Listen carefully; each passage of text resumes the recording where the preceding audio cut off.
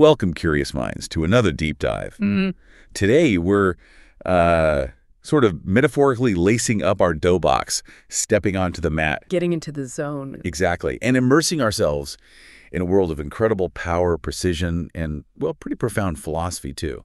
For many of you listening, maybe those connected to communities like, say, the TKD Coach Says a podcast from Lemgo in Germany, we saw references to things like that in our research. Taekwondo might already be a big part of your life. Sure, a daily practice even. Right. For others, it might just be a fascinating glimpse into this huge global phenomenon. So get ready, because we're about to explore a martial art that's really captivated millions across the globe. Today we're asking, what is Taekwondo? Yeah, and it's a great question because, Taekwondo is really much more than just a martial art. It's a very dynamic sport, absolutely, but also a cultural phenomenon that came out of Korea. Okay. And while it's instantly recognizable for those distinctive, sometimes really spectacular foot techniques. Oh, yeah, the high kicks. Yeah. Those exactly. But as we'll get into, it's also built on this really deep philosophical foundation, something that shapes both the body and the mind. That's right. And for this deep dive, we've really dug into it. We've meticulously reviewed a whole wealth of sources. A lot of online reading, yeah. Definitely. Detailed online encyclopedias, specialized Taekwondo Association websites, and interestingly, numerous press reports, too. There's a huge amount of information out there. It's got a massive digital footprint. Shows the artist. It really does.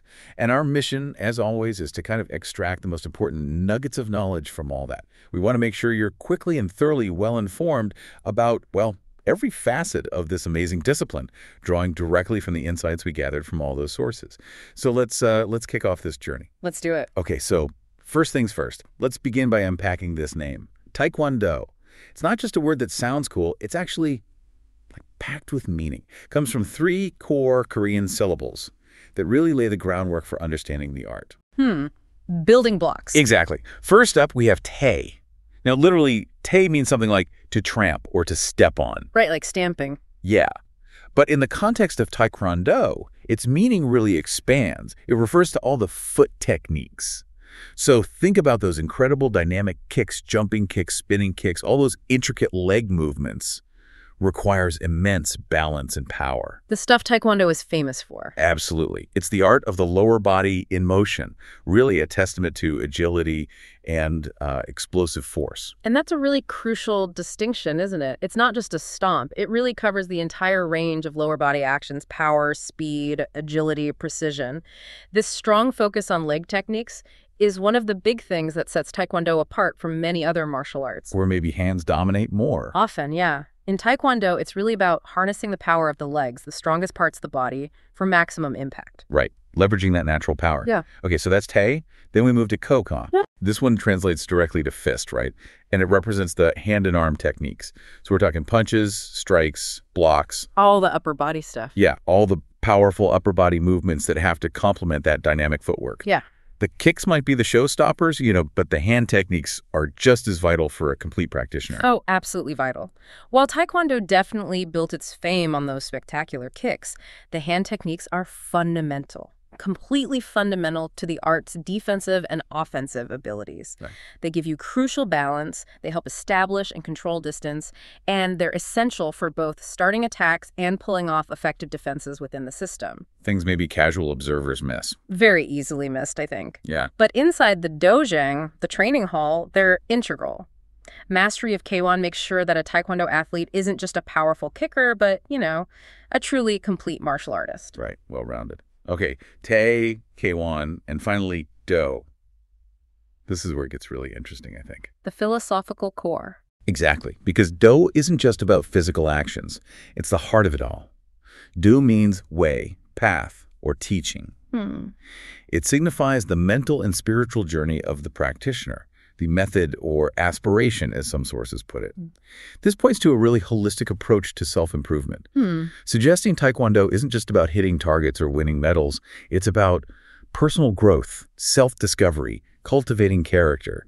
It gives every physical move a deeper purpose. Absolutely. And when you put those 3 together, Kwon, do you get the way of the foot and fist? Or maybe even more profoundly, the Tao of foot and fist technique. The Tao. And that interpretation immediately elevates Taekwondo beyond just, a fighting style. It emphasizes that all movements actually start from a principle of defense. Interesting. Defense first. Defense first. It embodies this continuous physical and mental ripening process. It's a journey of self-cultivation where discipline, deep respect for yourself and others, and perseverance, pushing through challenges, are just as important, maybe even more important, than the physical techniques themselves. So the do is like the glue holding it all together. That's a great way to put it. The glue binding the physical and the spiritual. And that deeper meaning, the do, that's really what makes it a gift, maybe in a broader sense than just a sport. And speaking of gifts, it's a really powerful statement you hear a lot. Taekwondo is referred to as Korea's gift to the world. It is. It resonates deeply. Why do you think that phrase holds so much weight? Well, that phrase holds immense truth, I think. And for really compelling reasons, beyond just how many people practice it globally. Okay. What truly makes Taekwondo Korea's gift, in my view, is its unique ability to sort of distill centuries of Eastern philosophical wisdom, principles of self-mastery, discipline, respect, into a dynamic, accessible physical practice. Ancient ideas in modern movement. Exactly. It bridges ancient values with modern goals, offering a path for self-improvement that seems to resonate deeply across very diverse cultures, regardless of their background or beliefs. It's like an export of a profound cultural ethos, not just a set of techniques. Cultural export, yeah. And then there's the sheer scale. Globally, current estimates are around, 30 million active practitioners? 30 million, that's huge. It's astonishing. And if you look just at World Taekwondo, WT, the Olympic body, some estimates suggest they have over 40 million members across 191 national federations. Wow. That is just an incredible reach for a single martial art. It really showcases its power to connect and unify people, crossing language and cultural divides. It's a living, breathing example of its universal appeal and the power of its teachings and the cultural values it carries. Okay, so with that profound understanding of the name and its incredible global reach, let's dive into the different ways people actually do Taekwondo. Because it's not just one thing, right? Its diversity is maybe what keeps it so engaging for everyone, all ages, all genders, something enriching for anyone who steps onto that dojang floor. Indeed. Taekwondo is often described as a lifestyle sport for every taste, and that's largely because it covers these 5 pillars, as they're often called, plus some other important disciplines too. 5 pillars. Okay, let's break those down. What do they actually involve? Right. So first you have basic training. The Koreans call it giben yeonsup. Sometimes you hear the German term Grundschule. Okay, Grundschule. This is the absolute foundation, the bedrock.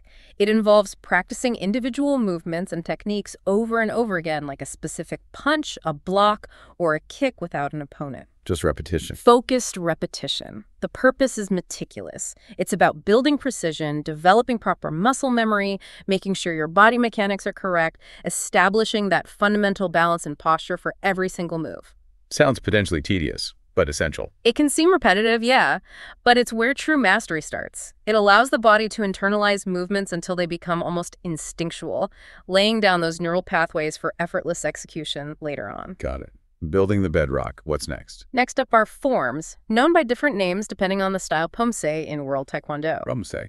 Or tool in the ITF system, which General Choi Hong-hee developed from the older traditional Hayong. Hayong, tool, poomsae. Right. These are basically fixed, prearranged sequences of techniques performed against imaginary opponents. Think of them like choreographed battles. A solo performance almost. In a way, yes. The practitioner demonstrates a series of offensive and defensive moves. And forms are crucial for several reasons. They automate movements, they help develop proper breathing techniques, they enhance balance and coordination, and they're a core part of all belt exams. Right, you have to know your forms. Absolutely. Each form, from the beginner ones like the Taejuk series Iljang through Peljang, up to the higher Dan grade forms like Koryo, Kumgang, Taebaek, and WT, they each tell a story or embody some philosophical principle. Oh, interesting. They have meaning. They do. They demand both physical precision and intense mental focus. They test not just what you can do, but how well you do it, focusing on flow, power, and correct execution. Okay, so it's a disciplined dance of defense and attack. But it's not all solo practice, right? There's the competitive side. Definitely. The third pillar is full contact sparring, gyorugi in Korean, sometimes called full contact in German context. The Olympic style, mostly. Primarily, yes. This is the competitive aspect, most famously its role as an Olympic discipline under World Taekwondo rules. How does that work? Points and gear. Exactly. In Olympic sparring, the rules are geared towards dynamic, fast action. You score points for striking the torso or head, with extra points usually for turning kicks to the head. Turning kicks are worth more. Makes sense. Harder to do. They are. There are penalties for unsportsmanlike conduct or illegal attacks, and a knockout is possible, though actually less common because of all the protective gear. Right, the padding. What do they wear? It's pretty extensive. Head guard, chest protector called a hogu, often electronic now, to score hits, shin and elbow guards, a groin guard, and a mouth guard. Safety is paramount. Sounds like it. How does this compare to other sparring types? Well, this full contact style is quite different from the light contact or semi-contact sparring you might find in more traditional schools. In those, the emphasis might be more on control, technique, and precision rather than, full impact and racking up points. Different goals, different methods. Makes sense. It sounds incredibly intense, though, testing speed, agility, strategy, mental toughness under pressure. It absolutely is. But Taekwondo isn't just for competition. It's also about practical use. Okay, so self-defense. That brings us to self-defense, or hosinsul in Korean, sometimes known as selbstverteidigung. taedegung. This discipline focuses purely on the practical application of Taekwondo techniques against attackers, unarmed or even armed, in simulated real-world situations. So street applicability. Essentially, yes. It teaches how to respond effectively to different threats, emphasizing not just the physical moves, but also awareness, trying to de-escalate if possible, and using appropriate force. It's about personal safety and using your skills responsibly. Very important. And then there's the one everyone loves to watch. Breaking stuff. Ah, yes, the crowd favorite. That's breaking, or gyokpa in Korean, also called bruchtest. This involves demonstrating power and precision by breaking materials like wooden boards, bricks, tiles, whatever. Pure power demonstration? It's partly that, yes. A powerful visual proof of the effectiveness of the strikes and kicks. Shows the result of trained power, focus, technique, but it's more than just raw power. It requires immense mental concentration and commitment. Because hesitation can lead to injury. You have to fully commit to the technique. It's a profound test of confidence, and the practitioner's ability to channel their energy, their key. Wow. Okay, so those are the main 5 pillars, but you mentioned there's more. Yes, the training is even more holistic. You also have disciplines like one-step sparring, ilbojirugi. This involves prearranged, controlled sequences with a partner practicing specific attack and defense combinations in a structured way. Like a drill, almost. Exactly. Then there's gymnastics, dasudalion, which focuses on physical conditioning, flexibility, agility, strength, all essential for the demanding movements in Taekwondo. Gotta be flexible for those high kicks. Yeah, I really do. And crucially, there's theory, Ilon. This is where you delve into the concepts, the philosophy, the history of Taekwondo, making sure practitioners understand the way in depth. So it really is incredibly comprehensive. Body, mind, spirit, history, everything. It absolutely is. And this comprehensiveness, plus its adaptability, is why it appeals to so many different people.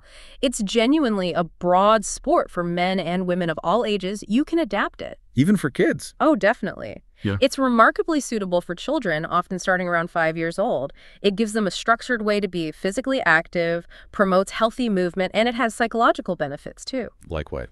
Well, it can help build confidence in quieter kids, giving them a voice and a sense of accomplishment. And for more hyperactive children, it can help channel their energy constructively, teach focus, integrate them into a group. The discipline aspect. Exactly. Its high educational value means it fosters virtues like respect, concentration, patience, self-discipline, right from a young age, embedding positive character traits for life. That's a really powerful point. It's clearly not just about exercise, is it? It's so much about character development. I can definitely see now why that spiritual dimension, is what hooks so many long-term practitioners. They're seeking more than just a workout or winning trophies. They want that deeper enrichment, body and mind working together, that path to holistic well-being. It makes Taekwondo more than just a sport. It feels like a way of life. A lifelong journey of learning and self-mastery. That's the ideal. Okay, so we understand the what and the how. Let's get into the who, specifically General Choi Hong-hee. He seems absolutely central to the story of modern Taekwondo. He absolutely is. Here's where the narrative gets really compelling, and a bit complex, too. To understand Taekwondo as we know it today, you really have to delve into his story. He was pivotal, visionary, and also, as we'll see, somewhat contentious. Contentious. Okay. Yeah. Let's start at the beginning. What was the situation like when he came onto the scene? Right. The historical backdrop is critical. After the Japanese occupation of Korea ended in 1945, an occupation that lasted decades, from 1905... A long time. A very long time. During that period, traditional Korean martial arts were systematically suppressed. So many Koreans who wanted to practice martial arts ended up learning Japanese karate, often under Koreanized names like Tang-soo-do or Gong-soo-do. They had no choice, really. Pretty much. Then, after liberation in 1945, these individuals started opening their own schools in Korea called Kwon, teaching their interpretations of these arts. There was this huge, burgeoning desire to reclaim and redefine Korean cultural identity, and martial arts were seen as a really important way to do that. And General Choi was one of those people. Learned karate, came back. Exactly. He learned karate while studying in Japan, then later joined the new Korean army after the war. His military background and his strong sense of Korean nationalism really shaped what came next. Okay. So how did he create Taekwondo? Well, General Choi, with significant government support at the time and this clear vision for a distinctly Korean martial art, he basically spearheaded a movement to unify these different Kwon, these different schools. And on a very specific day, April 11th, 1955, he officially created and proposed the name Taekwondo. April 11th, 1955, a key date. A landmark date. And the name itself was chosen very carefully, very strategically. It was deliberately picked to evoke the name of an ancient traditional Korean martial art called Taekwondo. Taekwondo. So Taekwondo comes directly from Taekwondo. Ah, well, that's the tricky part. There's actually no direct, provable historical lineage connecting the newly formed Taekwondo techniques directly back to ancient Taekwondo. But choosing a name that sounded similar was a powerful move. Why?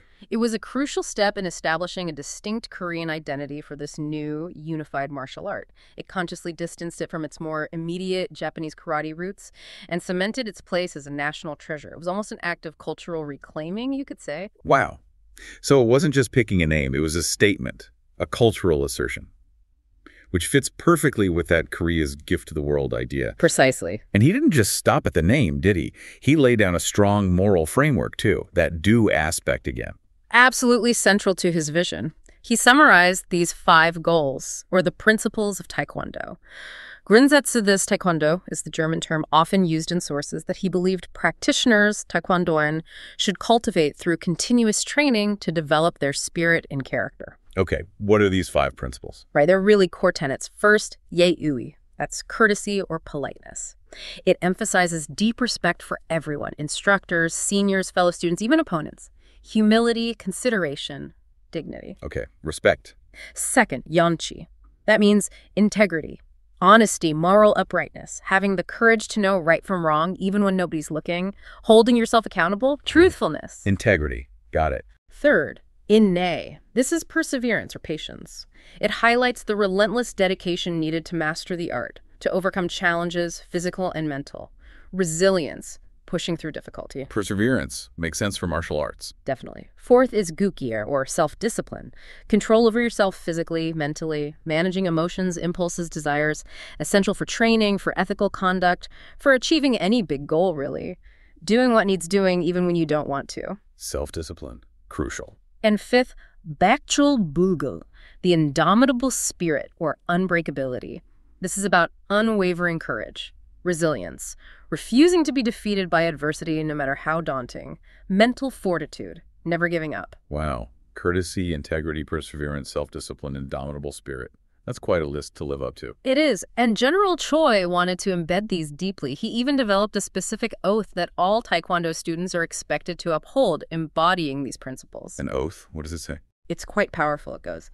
I pledge to observe the tenets of Taekwondo. I pledge to respect my instructors and seniors. I pledge to never misuse Taekwondo. I pledge to be a champion of freedom and justice. I pledge to build a more peaceful world. That's comprehensive. It goes way beyond just the training hall, doesn't it? Into how you should live your life. That was very much the intention, a moral compass for life. Amazing. And his contributions weren't just philosophical, right? You mentioned he incorporated physics. Yes, he was also very analytical about the physical side. He meticulously looked at physical laws and how they applied to Taekwondo techniques to achieve maximum power and impact.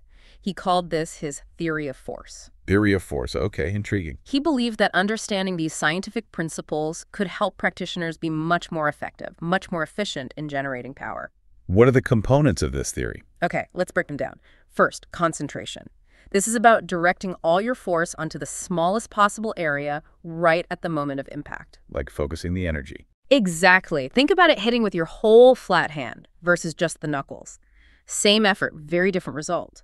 Concentrating the force makes it much more effective. Striking with a single knuckle, the edge of the hand, the ball of the foot, focusing the power. Hitting smart, not just hard. Got it. Precisely. Second principle, reaction force. This uses Newton's third law. For every action, there's an equal and opposite reaction.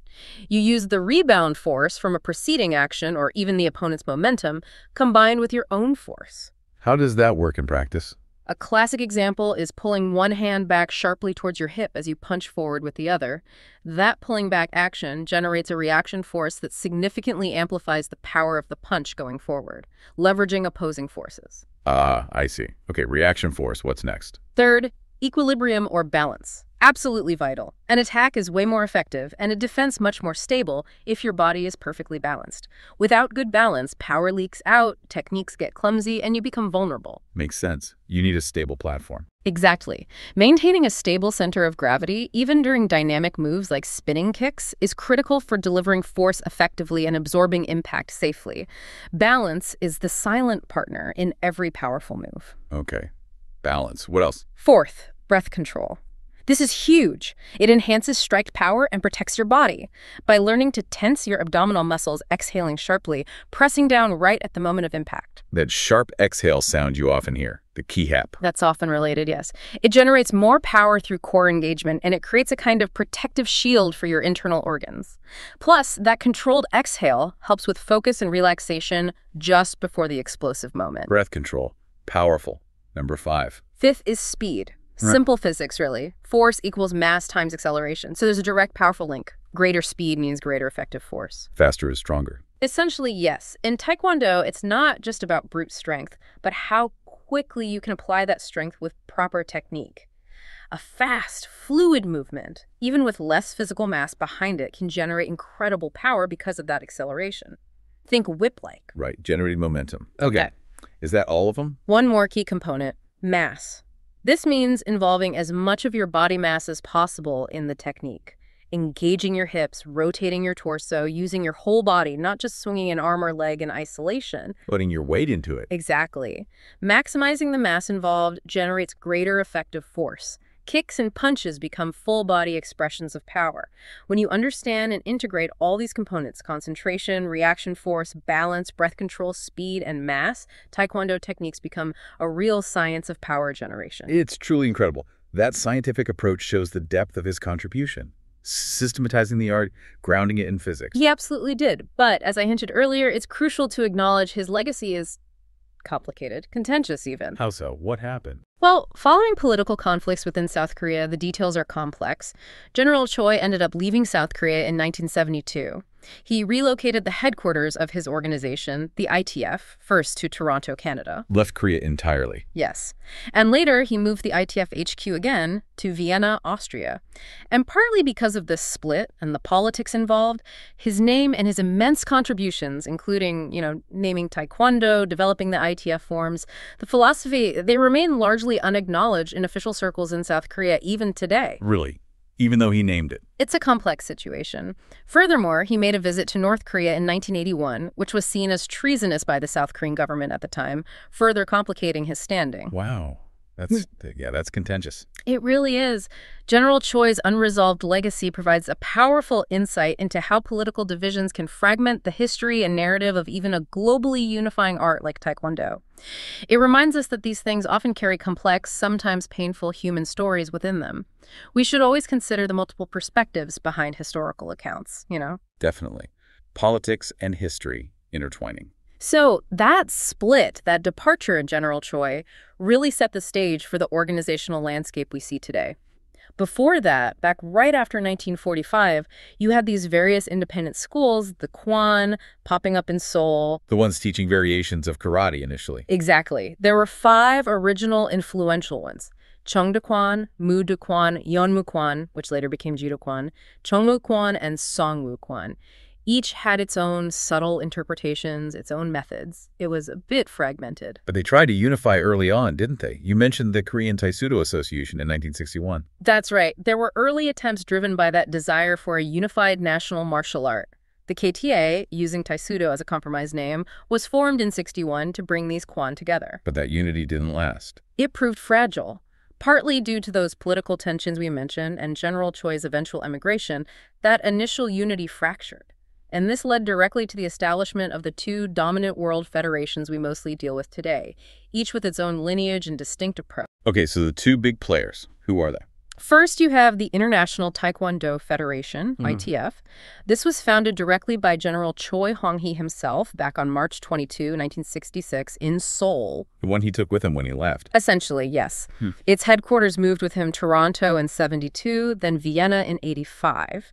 Interestingly, Germany was one of the original founding member countries of the ITF back in 66. Oh, really? Early involvement. Yes, showing Choi's early international vision. Today, the ITF has over 100 national federations, millions of practitioners worldwide, and generally maintains a strong emphasis on Choi's original teachings, his forms, tool, and his philosophical framework. Okay, the ITF following Choi's path. And the other one? The other major player, really created in response to the ITF's move and Choi's departure, is World Taekwondo, WT. This is the one most people associate with the Olympics. Okay, W2. WT was founded on May 28, 1973 in Seoul. Its first president was Kim Un-young. It quickly established itself as the official umbrella organization for Olympic Taekwondo, and it remains that today. How big is WT? Huge. They claim over 30 million members across 191 national federations. It's a massive global entity. And a really crucial institution within the WT system is the Kukiwon. Kukiwon, what's that? It was established in Seoul in 1972, just before WT was formally founded. It serves as the World Taekwondo headquarters and the World Taekwondo Academy. The Kukiwon is vital. It oversees technical standards, it issues the official Dan, black belt, and Poom, junior black belt certificates recognized by WT, and it promotes Taekwondo globally through all sorts of initiatives. Like a central authority for standards and promotion. Exactly. They even offer things like Taekwondo experience programs for tourists visiting Seoul, short introductions to basic stances, self-defense, maybe even a board break, a way to give visitors a taste of the art. Okay, so we have ITF and WT. You said the core techniques are basically the same, but they develop differently. What are the main differences a student would actually notice? That's a great question. And yeah, it's mostly down to those political splits and how each federation strategically developed the art. While the basic kicks, punches, blocks are rooted in the same principles, how they're applied, the forms, the competition rules, those have diverged. Like the forms, for example. You mentioned different names. Right. So forms, form and love. World Taekwondo schools primarily use poomsae. For lower grades, that's usually the Taejuk series, Taejuk Iljang to Paljang. For higher Dan grades, you have named forms like Koryo, Kumgang, Taebaek. These WT forms often emphasize strong balance, power, maybe a more upright posture generally. Okay, poomsae for WT and ITF. ITF uses tool. These are the forms General Choi developed from the older traditional Hyong. ITF tool often featured deeper, longer stances and a more noticeable sine wave motion in the body during transitions. Choi believed this up and down motion helped maximize power through acceleration. These distinct sets of forms are often the most obvious visual difference. Interesting. Deeper stances, sine wave. What about competition? Big differences there, too. WT, being the Olympic style, focuses on that full contact sparring with all the electronic protective gear scoring the hits. It emphasizes fast kicks to the body and head, but, and this is key, it prohibits hand techniques to the head and also low kicks to the legs. No punches to the face in Olympic Taekwondo. Correct. Which leads to a very dynamic, very agile, often very kick-dominant style of sparring. Lots of footwork. Okay. And ITF competition. ITF uses light contact sparring, still with protective gear, but it allows a wider range of techniques. You can use foot techniques combined with what they call real fist fighting techniques, which do include punches to the head. So punches to the head are allowed in ITF sparring. Yes, in their light contact rule set. And then traditional schools, outside the big federations perhaps, often practice no contact or very light contact sparring. There, the focus is less on winning points and more on correct, precise, aesthetic execution of techniques. More like preparation for self-defense than sport. Different flavors of sparring. What about just general movement and stances? Yeah, you see differences there too. Traditional schools and maybe older ITF styles often favor deeper, wider stances, a continuously low center of gravity. Feels a bit more like traditional karate, sometimes emphasizing strong roots, stable power. Grounded. Right.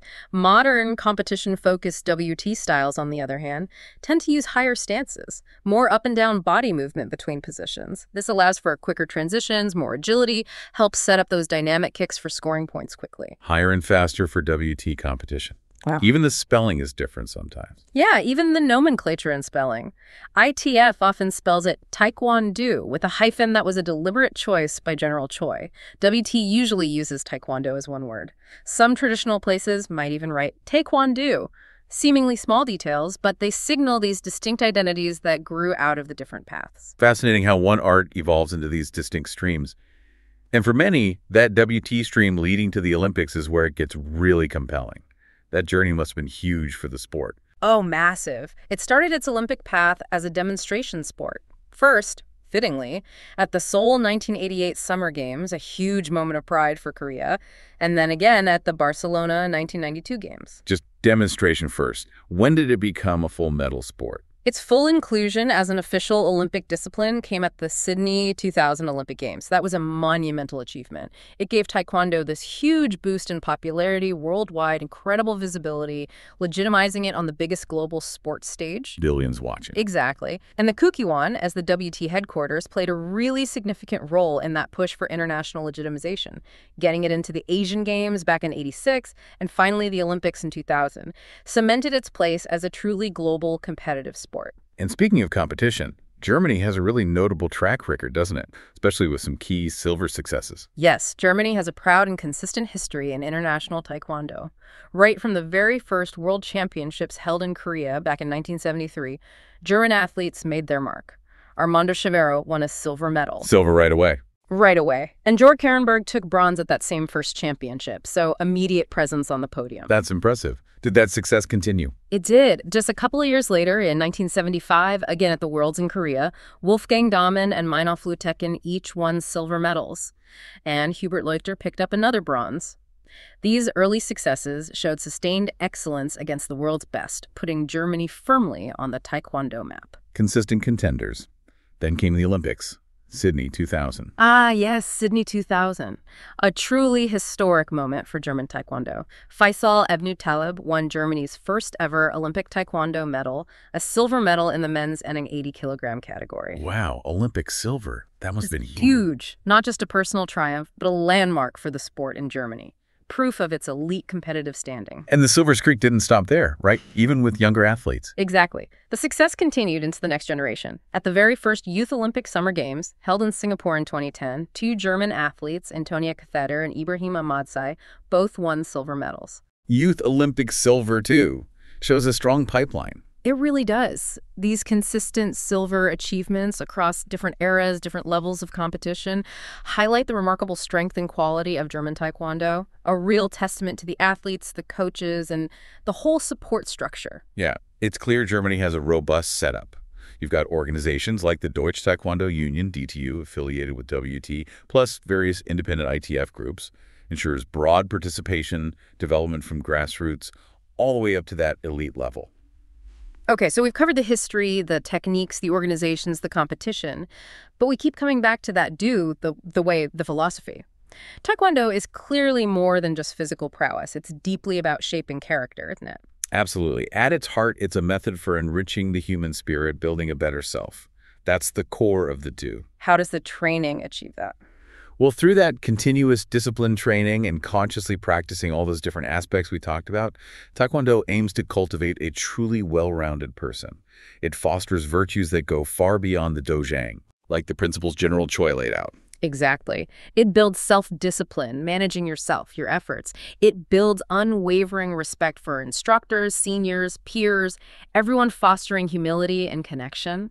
Self-confidence grows naturally as you master skills and overcome challenges. You feel more capable. Right. But importantly, this confidence should be balanced with humility and tolerance, keeping practitioners grounded and empathetic. The ultimate goal, really, is to empower people to either avoid conflicts altogether through awareness and calm, or, if unavoidable, to face them with composure, courage, and wisdom, always prioritizing defense and justice. It teaches you how to fight, but also when not to. That's a perfect way to put it. It's just as much about control and restraint as it is about technique. And beyond those mental and ethical benefits, the physical side is obviously huge too. Right. What are the main physical gains? They're pretty impressive and contribute massively to overall well-being. You get improved general physical and mental health, obviously, enhanced coordination from learning complex movements, much better balance, which is essential for those dynamic kicks, increased muscular strength all over, better cardiovascular endurance, and significantly improved speed and flexibility. You need that flexibility. You really do. The aim is this true mental-physical harmony, making it a great form of activity for pretty much all ages, from kids as young as 5, right up through adults, even seniors who can adapt the intensity. It's a lifelong path of physical development and self-discovery. And a big part of maintaining that path, especially the discipline and respect side, seems to be the etiquette within the training hall, the dojang. Oh, absolutely crucial. The rules and code of conduct are stringent, especially in more traditional schools. They're designed to create a disciplined, respectful, safe environment where everyone can learn effectively. Like what sort of rules? Well, basics like being punctual for every class. Always wearing a clean dobok. The white uniform symbolizes purity, readiness to learn, no eating, drinking, or loud talking during training that disrupts focus and shows disrespect. Maintaining focus. Total focus. Full attention must always be on the instructor. Their guidance is paramount. And the lineup? I've seen that, how students line up by rank. Yes, the lineup ritual is a visual representation of order and respect. Students line up neatly by rank, highest grade, always at the front right, signifying their experience and role model status. Okay. Any other key rules? Asking permission for certain exercises like breaking tests or specific self-defense drills is important for safety and supervision. Acknowledges the seriousness of those techniques. And everyone must stop immediately when the instructor gives a command like Juman, stop, Baro, return to ready stance, or Galileo, break separate. Instant obedience. It's about discipline, but also safety and responsiveness. These aren't just arbitrary rules. They're ingrained practices that instill discipline, foster respect for authority and peers, and build the mental fortitude needed for mastery. And probably the most visible part of that etiquette is the bow, right? Goyang Nai, prepared by attention, chariot. It seems like more than just saying hello. Oh, far, far more. The bow is deeply layered with meaning. It's a sign of respect, yes, for the teacher, the sabumnim, who's your guide, for your training partner, acknowledging them, even for the national flags, especially Korea's, if present, recognizing the art's roots. Respect is key. But what else? More profoundly, it's a moment of transition and concentration. It's about mentally shedding your daily worries, shifting focus from the outside world to the disciplined space of the dojang. It signals to your partner, I'm ready, I'm focused, I'll practice fairly and safely with you. A mental reset. Exactly. And for something like a breaking test, the bow also carries this implicit request for permission to, well, destroy something. It acknowledges that the power is meant for defense and discipline, not just breaking things for show. Asking permission to use power. Interesting. Are there different ways to bow? There are variations. Traditionally, fists are held clenched at the sides, representing readiness, alertness. A more modern WT version might have hands placed formally on the hips during the bow. Different nuances, but the core purpose of respect and mindfulness remains. It's amazing how much meaning is packed into that simple gesture. You mentioned cultural differences earlier. There was an interesting insight from a grandmaster. Yes, Grandmaster Song Chaeyoung. In an interview from way back in 1987, he gave this really striking perspective on the cultural differences he found teaching Taekwondo in Munich compared to Korea. What did you notice? He highlighted a huge contrast in attitudes towards discipline and instructor respect. He explained that in Korea, the teacher, the sabumnim, is seen as an absolute person of respect. Students would simply not ask why when given an instruction. The instruction itself was enough. Unquestioning obedience. Pretty much. A level of immediate respect and adherence that was largely unfamiliar in Germany, where students were naturally more inquisitive, wanting explanations, maybe less inclined towards that very strict discipline. He even mentioned how in Korea, students wouldn't step on their teacher's shadow out of reverence, and silence, solemnity in the dojang were just expected. Wow, different worlds. It really underscores how deeply Taekwondo's etiquette is rooted in traditional Korean values and how the art has had to adapt and gets interpreted differently as it spreads globally. Yeah, that makes sense. And despite those deep traditional roots, Taekwondo seems to be thriving in the modern digital age too, adapting its community building. Oh, absolutely. The Taekwondo community today is incredibly active online. It shows how vibrant and adaptable it is. You find tons of digital resources, instructional videos, online forums, social media groups connecting people all over the world. Like those local podcasts you mentioned, finding references to. Exactly. Things like we saw mention of the Welcome to the TKD Coach Seza podcast, the podcast all about Taekwondo from Lemgo, Germany. That's a perfect example of local communities using digital tools for outreach, sharing knowledge, building that connection, fostering a shared passion beyond just their local school. Using modern tools to strengthen the community. Precisely. And these initiatives often seem very community-focused. We saw examples in the source material of calls to action, things clearly aimed at growing the community. Phrases like, thank you for listening, we hope you enjoyed today's topic. For more exciting Taekwondo content, subscribe to our channel, it's worth it. Your TKD Coach Seza podcast team. Right, that kind of direct engagement. Exactly. It just showcases that vibrant engagement, the ongoing efforts to grow the Taekwondo family. It proves Taekwondo isn't just some ancient art stuck in the past. It's a living, evolving, highly connected global community using all the tools available today. And that feels like a good place to wrap up our deep dive into the world of Taekwondo. We've really covered a lot of ground. We journeyed from its profound Korean roots, breaking down Tae, Kwon, and Foot, fist, and the way.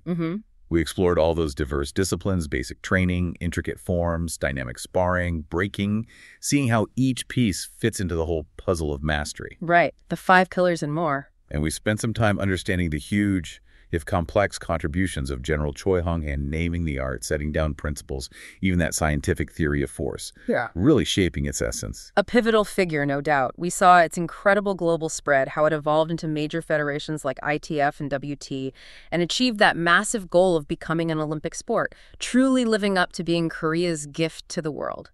And we highlighted Germany's impressive track record, too, especially those consistent silver medals on the world stage, showing Taekwondo as this powerful path for both physical development and deep personal growth, a character-building journey way beyond just the dojang. It really is. A path for life, potentially. So as you, our listener, reflect on all this, here's a thought to maybe mull over. In our modern world, which often seems focused on instant results and, quick fixes, what enduring power do these ancient martial arts principles, discipline, respect, integrity, that indomitable spirit still hold for us? How can the way of the foot and fist, with its demanding blend of physical rigor and deep philosophy, continue to guide and enrich us, shaping our character, our resilience, long after we leave the training mat? It's a great question. The dynamic and engaging nature of the global Taekwondo community is certainly remarkable, constantly finding new ways to connect, educate, and inspire people from all walks of life. Absolutely.